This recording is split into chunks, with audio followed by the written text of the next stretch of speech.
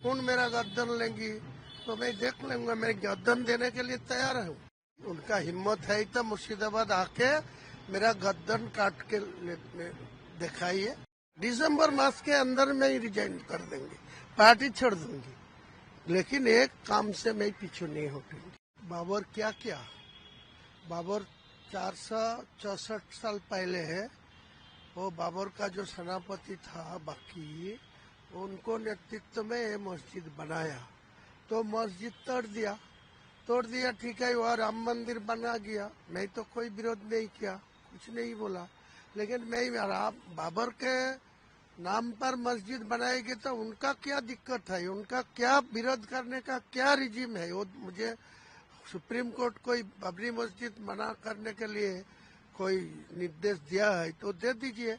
कोई अमित शाह जी, कोई home department से कोई जियो है जो कोई बाबरी मस्जिद में नाम करके कोई मस्जिद नहीं बना सकते इंडिया में, कहाँ वो भी जियो दे दीजिए तो मैं नहीं बनाऊंगी, दूसरे किसी को नाम बनाएगी। लेकिन मेरा लड़का जन्म लेंगी, उनका नाम क्या रखूंगी तो बोलने का क्या हक है। आपके ऊपर आप पर धमकी भी लगाया जा रहा है कि कुछ भी हो जाए मस्जिद हम वहाँ बनवाने नहीं देंगे।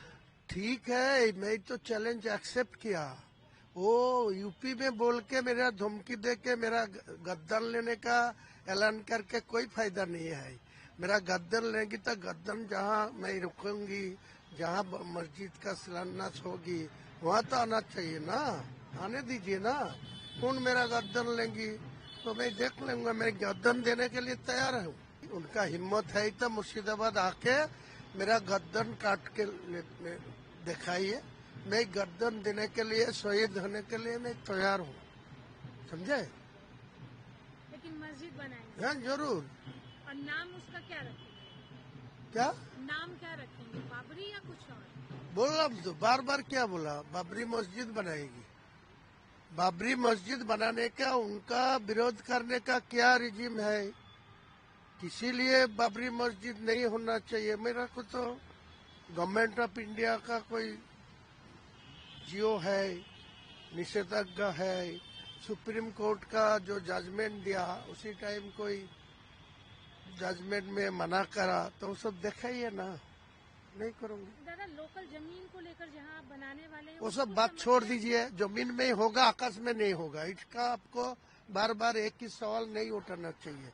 जमीन में ही होगा। उसी जमीन पर होगा या उसी जमीन में है, उसी का ही जमीन है ना, दूसरा कोई अब जमीन मुर्शिदाबाद में है नहीं, ना बेलडंगा में है नहीं।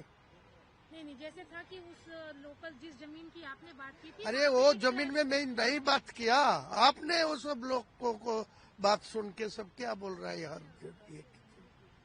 ये सब सवाल का जवाब मेरे पास है नहीं।